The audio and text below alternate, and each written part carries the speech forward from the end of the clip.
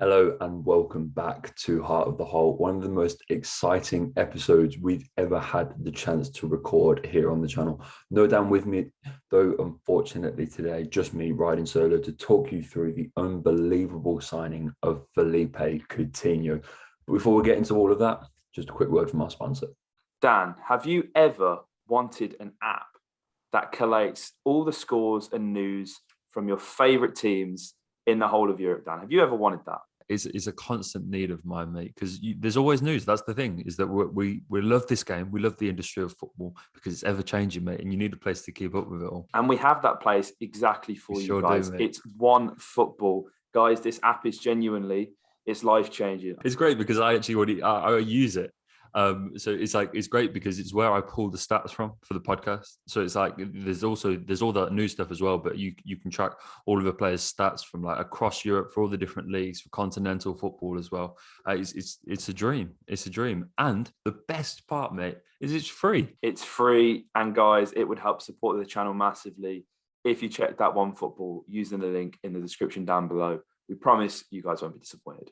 So yes, guys, there you have it. If you haven't downloaded OneFootball already, get to it because it's the perfect place to keep up to date with all of the stats that Philippe Coutinho is going to be raking in during his time at Aston Villa.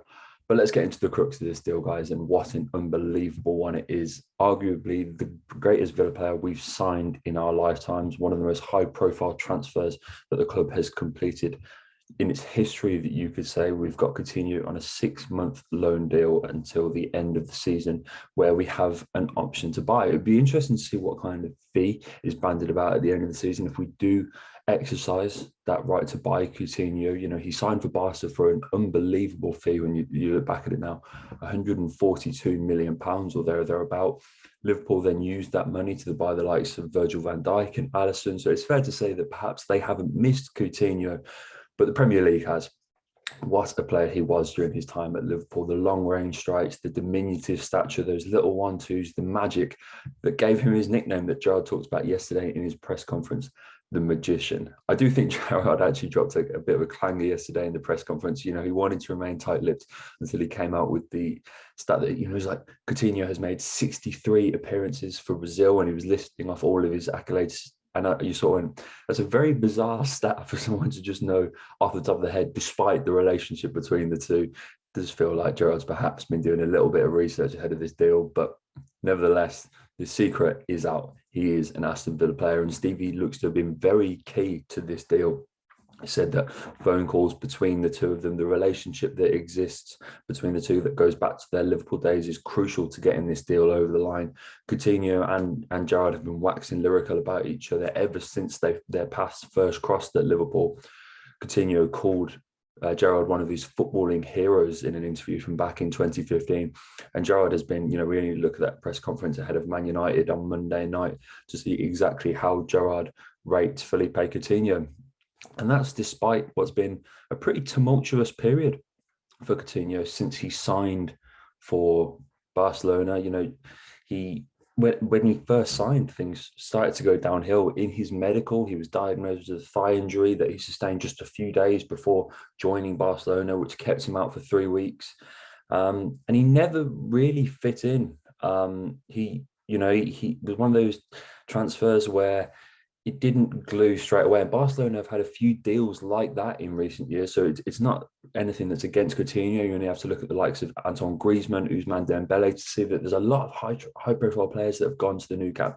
And just because of the poor way that the club's been run, they've failed to integrate properly. But you know, he had that incident. He scored an amazing goal in 2019 against United in the Champions League, celebrated by putting his fingers in his ears, closing his eyes. And that was a response to the criticism that he's received from fans. And that gesture never went down well in Barcelona, but it's a testament to the confidence that this guy's had. Club legends like Rivaldo spoke out against like that. And you know, he did win his second league title for Barcelona at the end of that season, picked up 2 Copa del Reys as well before a loan to Bayern Munich. And he didn't have a bad loan there either. He, you know, obviously they like, you know, the go-to achievement for him there was that win in the Champions League final.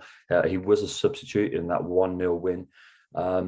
But He did win a treble with Bayern Munich that season. He won the DFB Pokal and the Bundesliga along with that Champions League. So not a bad loan at all. You could say he made 38 appearances in all comps for Bayern that season. So he was far more integrated into the team than he ever was really at Barcelona. You know, in 2020-21, for Barca, he made just 14 appearances, 21, 22. So this season, he's made just 16. So it's clear to see why Coutinho wants this move back to the Premier League, because he'll have one eye on that World Cup that's coming at the end of 2022. Brazil did give him a call up back in November to sort of say, despite his league performances, despite the fact he's not at the top of the game, just to say, look, the chance is still here. It's still yours. If you can get yourself that regular game time, we want you to be part of this squad, because there's every chance that this will be Coutinho's last World Cup. He is 29 years old, and that does slightly deviate from the traditional sort of method that we've applied to signing transfers, that young, high potential, high resale value that we tended to go for in recent years. Actually seems that perhaps we're starting to move away from that a little bit. You know, you look at the signing of Ashley Young, Danny Ings, and now Coutinho. These are older players that are in their peak years and coming towards the, you know, that 30 barrier, which people band about as a bit of a problem. I'm not so sure it is, especially for players like Coutinho, because he doesn't rely so heavily on pace and physical attributes. It's all about the technique, his stature, the way that he moves with the ball, that raw ability that I don't think you see so much in football nowadays. Football is all about pace and quickness and strength and speed, and players like Coutinho are a lost art. So it's going to be absolutely incredible. I can't help smiling just thinking about this deal, to see him at Villa Park doing what he does best in front of the Holte end. You can only imagine the scenes when he bends in one of those typical 30-yard screamers that we saw him do so many times for Liverpool.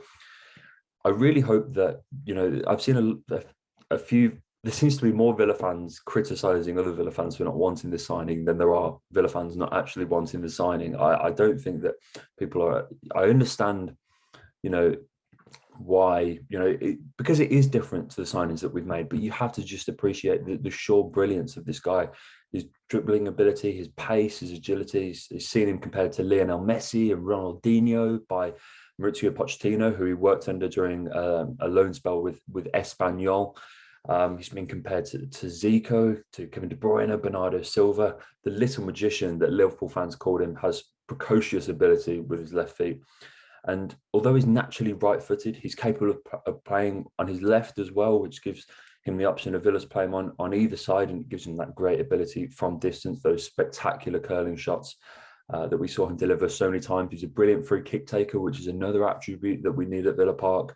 And I think when you look at, you know, in the 4-2-3-1 or the sort of that 4-3-3 with the tight forwards that we've seen Gerrard like to play, he's a guy that when you see him linking up with Buendia or Bailey when he's back fit, Danny Ings or Watkins, whoever we decide to play it from, that's really quite dangerous front three. And, you know, when you start to rack up all of the attacking talent that we have at our disposal now, Villa, if we can get this working, which you have to trust the guys like Gerrard and Beale to do, we can be a real force in this league. I'm absolutely confident of that. I don't think, as I said at the top of the show, I don't think there's a better player that we've signed in my lifetime. You know, a young 23 years of age, I can't think of anyone off the top of my head that's come in with this much ability, this much hype, this much excitement. It's not often that you see Aston Villa doing business directly with FC Barcelona, but this is the Stevie G factor. This is what we sign in for.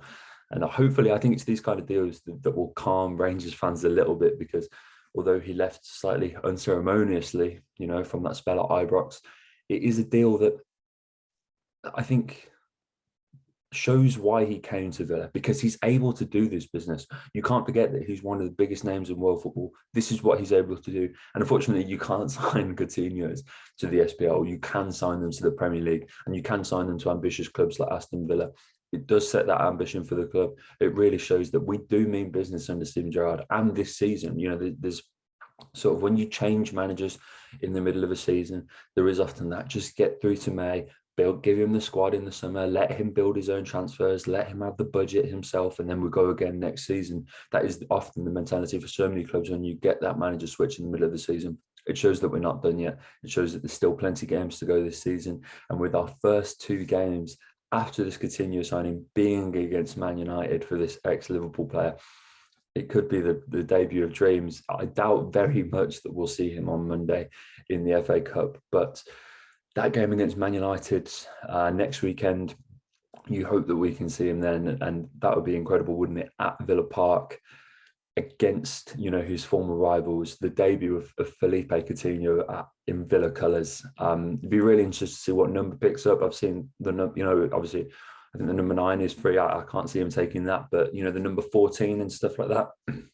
I think that looks a bit more likely. But just seeing him in Villa colours will be enough, guys. So yes, guys, amazing to keep up to date with. I don't think we're done yet. To keep up to date with all the transfer rumours that are going to be coming out of Villa Park, to keep up to date with more from Philippe Coutinho. I'm sure Dan and I will be back to do a more detailed breakdown, but I just wanted to get on as quick as I can to break this news to you, to share my excitement above anything else, because, man, this is an amazing, amazing deal. Download the link in the bio to get OneFootball, because what an app it is. I've used it for a long, long time, and we're absolutely delighted to be partnered with these guys. It's a brilliant platform that I cannot recommend enough. So yeah, hit that link in the description and make sure you download OneFootball, follow and like, and stay tuned on Heart of the Holte. We've got loads more coming, a lot more transfer rumour wills, because Villa aren't done yet in this January window. Guys, it is one hell of an exciting time to be an Aston Villa fan. Thank you very much for watching. We'll see you next time. Up the Villa.